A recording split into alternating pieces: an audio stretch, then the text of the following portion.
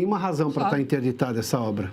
Nenhuma razão para estar interditada do ponto de vista ambiental. Do ponto de vista do interesse nacional, nenhuma, porque é uma obra já dentro de uma área desafetada, que é a margem daquela rodovia 163.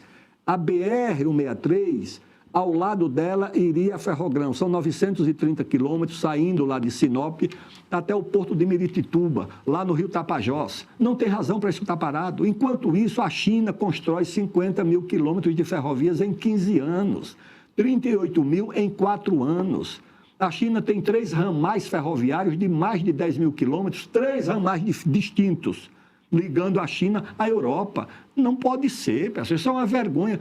Pior, o Brasil não tem uma ferrovia ligando as 2 maiores metrópoles do país. Não tem um trem ligando o Rio a São Paulo, nem de nada. Não, isso não tem condições de permanecer. Flávia, por favor, sua pergunta. Rebelo, eu vou nessa linha do Brasil interditado, claro, colocando o agronegócio, que é a minha área nessa história. O senhor falou da Ferrogrão, é um dos pontos, um dos entraves, já tem anos que aquilo ali não sai do lugar e a gente sabe que, como o senhor falou, está embargado ali. Outras burocracias também a gente vê na parte de irrigação, por exemplo, muitas áreas que precisam e são entraves muitas vezes ambientais, mas que poderiam ser resolvidas. Por outro lado, a gente teve recente a COP, que aí se pôde abrir algumas áreas. Então, como é que é isso? Quando há um interesse, que no caso a gente sabia que era mais visibilidade do que, de fato, discussão climática, porque do papel não saiu muita coisa, aí sim foi possível botar a obra, abrir estrada. Então, como é que o senhor enxerga isso? Flávia, a agricultura, a pecuária e a agroindústria se constituíram no alvo principal desses interesses internacionais e dessas corporações internas. Ministério Público, IBAMA, FUNAI, Ministério do Meio Ambiente, ICMBio, IFAM, Juizado de Primeiro Grau, Supremo. Essa gente escolheu a agricultura e a pecuária e a agroindústria do Brasil como um alvo. Justamente a atividade que tem mantido o país de pé. Tire os recursos dessa atividade, o país estará de joelhos. O Mato Grosso sozinho é responsável por 50% do saldo da balança comercial do Brasil. É gente que está fazendo dólar e que se diverte por aqui mesmo, no máximo vai a Camboriú, vai a Maceió, vai a Fortaleza, quando vai passear. São Paulo não, São Paulo é um estado que é deficitário. Gasta muito dólar. Quem ganha esse dólar é a turma lá da agricultura e da pecuária. É essa gente que está fazendo os dólares, que está fazendo o Brasil funcionar.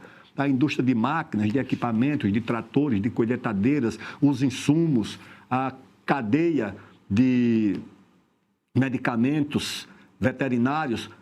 Tudo isso é que está mantendo o Brasil ainda funcionando, hostilizado. A ministra do Meio Ambiente vai no Senado e chama o agro de ogro. Diz que é o ogro. Isso é uma coisa inaceitável, tá certo? O Brasil está hostilizando justamente aquilo que ele tem de mais promissor, que é a fronteira da agropecuária e da agroindústria. Isso o IPEA, um pesquisador do PT. Ele não é da agricultura, ele não é latifúndio, ele é um pesquisador do PT. Ele diz, olha, no futuro o estado mais industrializado do Brasil vai ser o Mato Grosso. Vai ser o Mato Grosso, porque a agropecuária vai se converter em agroindústria e a agroindústria se converte em indústria em geral. E o porto mais importante do Brasil não será mais no Atlântico, será no Pacífico, exatamente por conta dessa atividade, desses estados, Mato Grosso do Sul, Mato Grosso, Rondônia, Acre e a saída para o Pacífico. E ainda disse mais. Então, hoje você sabe que a renda per capita do Mato Grosso só é inferior à de São Paulo e à de Brasília. O Mato Grosso já tem uma renda per capita maior do que Santa Catarina, do que o Rio de Janeiro, do que o Rio Grande do Sul e do que o Paraná. Vem de onde essa renda? Dessa atividade. E você não protege essa atividade, você precisa proteger.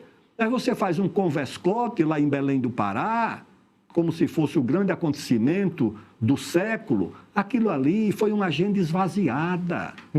Ninguém que decide no mundo apareceu ali. O presidente americano não mandou nem o porteiro da Casa Branca. O Xi Jinping mandou o sub do sub e não apareceu. O da Índia mandou o sub do sub e não apareceu. Nem os daqui do Mercosul foram lá, nem o presidente do Uruguai foi, nem o do Paraguai, nem o da Argentina. Foi um converscote de ONGs com os grupos que eles assalariam para dizer que o Brasil está preocupado, o mundo está preocupado é com isso aí, é petróleo. É isso aí. Eles vieram aqui na Venezuela, não foi atrás da democracia, foi petróleo. Lá no Irã é petróleo, todo mundo ali tem petróleo. De um lado tem petróleo, atravessou aquele estreito, do outro lado todo mundo tem petróleo. É petróleo, é energia, é segurança alimentar. O Brasil está preocupado com uma agenda ornamental. Não estou dizendo que não seja importante o meio ambiente, estou dizendo que não é com isso que o mundo está preocupado. É com petróleo, com energia, com terras raras. E o Brasil aqui iludindo a nossa população e a nossa juventude, que é isso que vai resolver os problemas do país. Por favor. William, por favor, sua pergunta. Obrigado, Piotr. Ministro, boa noite. Boa noite. No passado, o senhor trabalhou ao lado do presidente Luiz Inácio Lula da Silva. Atualmente, como o senhor o define? Eu fui o primeiro líder do governo do presidente Lula. Fui ministro da coordenação política no governo do presidente Lula. Eu fui presidente da Câmara quando ele era presidente da República. E sempre tive, em relação a ele, uma posição que era de lealdade como ministro, mas também de independência. Eu fui relator do Código Florestal, nos governos do PT. Eu fui relator da lei dos transgênicos, enfrentando, inclusive, o PT muitas vezes. Eu fui voz firme, contrária à demarcação da Raposa Serra do Sol e disse a ele, o governo cometerá um grave erro e o Supremo também demarcando essa área lá em Rondônia e imobilizando o estado de Rondônia. Mas era possível, porque você tinha um governo heterogêneo. Eu era o ministro da Coordenação Política, o ministro da Agricultura era o ministro Roberto Rodrigues, que tinha também autoridade, tinha voz dentro do governo. Sim. O ministro da Indústria e Comércio era o ministro Furlan, que representava também os interesses empresariais, era ligado à Fiesp, à indústria.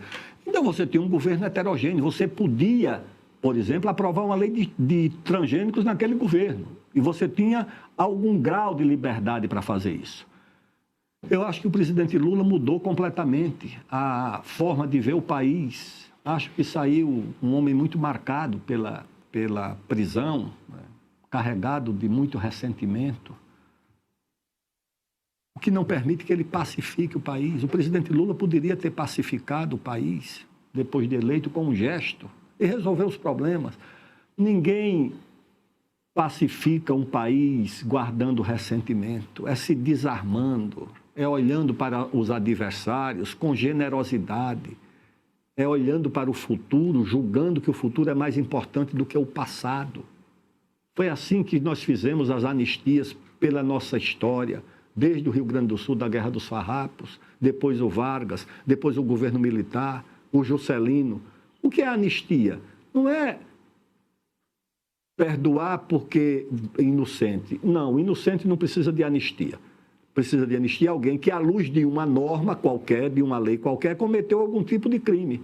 Agora, você pode anistiar esse crime quando a norma é uma norma excepcional, como era no caso dos governos militares, ou pode transformar um crime em outro, como foi o caso dessa arruaça do 8 de janeiro, ser transformada num crime de golpe de Estado, como se aquela massa de desesperados ameaçasse o poder no país. Por favor, quem tem noção mínima do que é a história e do que é um golpe de Estado, sabia que aquilo ali não tinha a mínima condição de ser golpe de Estado. Aquilo não tinha apoio institucional, não tinha apoio partidário, não tinha apoio político, não tinha apoio diplomático, não tinha apoio militar, não tinha apoio da imprensa, não tinha apoio de um prefeito, não tinha apoio de nada. O golpe de 64 teve apoio forte. Teve apoio do governador de São Paulo, do governador de Minas, do governador do Rio, do governador do Rio Grande do Sul. Apoio do Estadão.